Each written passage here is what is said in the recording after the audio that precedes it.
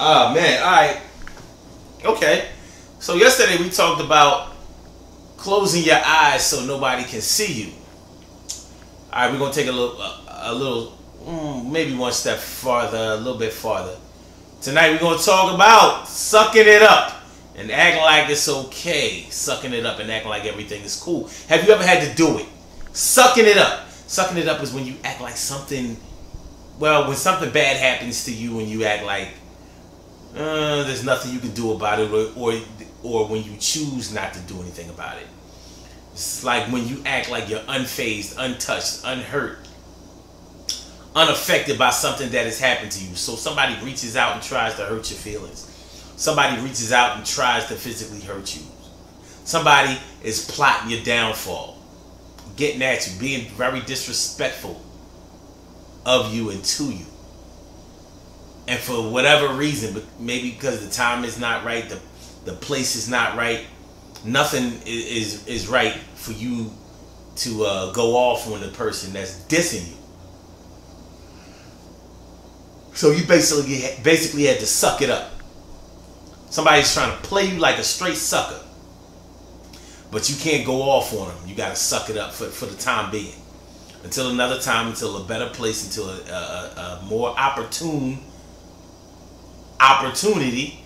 You just gotta have to eat that. I mean, you kind of just have to eat that. You gotta eat it, and you don't like the taste of it. It ain't good, because you are affected, because you are hurt, because you do feel something, because it did make you happy. It did make you feel some kind of way. Man, so many of us go through this mess. It's crazy, especially when you're in a relationship. When you're in a relationship, you may find yourself in a lot of situations where you have to suck something up. You know somebody's cheating on you, but you don't have all of the evidence, so you just have to suck it up. Maybe they admitted that they was cheating on you, or you caught them right in the act, but you ain't really ready to break up with them. Maybe you're married, your spouse, and leaving at this particular time just wouldn't be financially good for you. It wouldn't be familially good for you, socially good for you. You would have to answer a whole lot of questions that you may not be prepared to ask, or may not be in a position to really want to answer. That's what I meant to say, answer, not ask. You may have to answer a lot of questions that people may ask of you. You don't want to go through all of that. So you suck it up. You suck it up and act like, say things like, well, everybody gets cheated on at least once in their lives. And what does that have to do with you? So, you want to allow yourself to be disrespected. Not just cheated on, but like hurt. Because acting like somebody cheating on you that you care about doesn't hurt, that's sucking it up. That's straight sucking it up. And you want to feel that. But the thing about sucking it up is that you have to act like you don't feel it. Like it didn't hurt so bad. Like it wasn't all of that. It's whatever. It's pretty terrible. It is. It's pretty terrible. And these are the things that we find ourselves a part of. The last thing I want to talk to you about when it comes to sucking it up is when you're at work.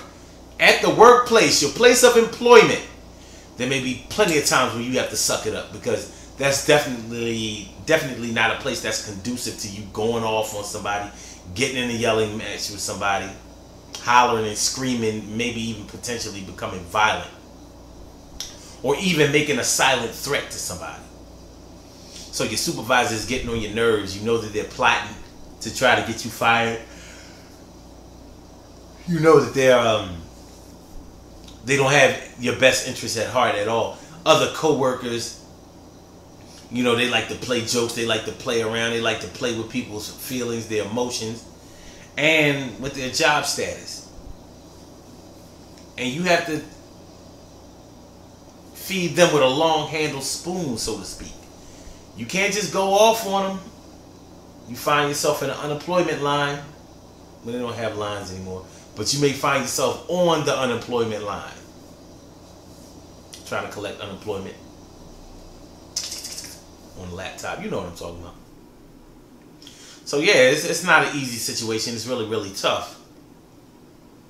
Not being able to say what you want to say and having to act like you don't feel what you know that you feel. That's what sucking it up is all about. Now think about the times in your life where you had to suck it up. Did you suck it up because you had to suck it up? Or was it a forced suck it up? In other words, you were in a situation where somebody wasn't going to stop doing what they were doing, so you had to eat that. You had to suck that up. You can't keep complaining about it because you may feel like they aren't going to adjust and you ain't ready to let go yet. It's a tough situation. And on top of all of that, you have to act like even if they did leave or because they didn't leave, that you're unaffected by that. You had to suck it up and act like it's okay. Suck it up and act like it's cool. I'm sorry for all the yawning, y'all. It's late. I'm tired. But it's all good. So when you have to suck it up and act like it's okay, it can have adverse effects on your health, your nervous system, everything. It's just not a good place to be. It's not a good look. But these are the situations that we find ourselves a part of. And we got to work to do it a little bit better. Good things happen to those who wait. Great things happen to those who grind. And anything can happen to those who go for this. So go hard, go for yours. And remember, we all have to suck it up and act like it's okay at some point in our lives. And it really, really tests our patience, our patience and our resolve. But when we do suck it up, don't look at yourself as being weak for sucking it up. Because sucking it up doesn't make you weak. It actually can be a way to display your strength. Because a lot of people don't have enough strength of self-control to be able to suck up anything.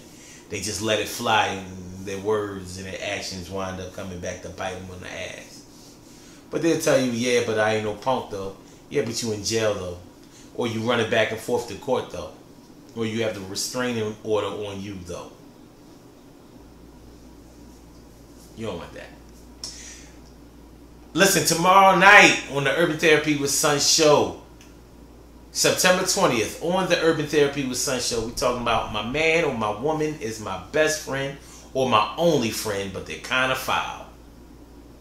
In other words, I love my man, I love my woman. Oh, I love my number one. I trust them more than anybody.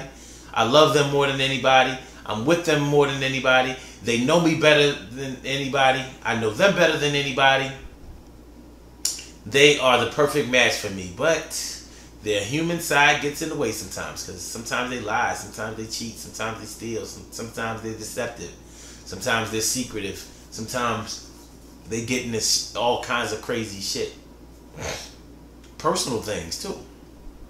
So that's what we're going to talk about September 20th, 11:30 p.m. So it'll be right around now. Matter of fact, it will be starting right now. So let's make sure that on September 20th, 11:30 p.m. Eastern Standard Time, you check out the Urban Therapy with Son show. My woman or my man is my only friend, but they're kind of foul. It's going to be deep. Real deep. You know what I'm saying? Alright, so I'll holler at y'all later. Y'all have a wonderful and terrific night and a great day when the daybreak comes. Alright.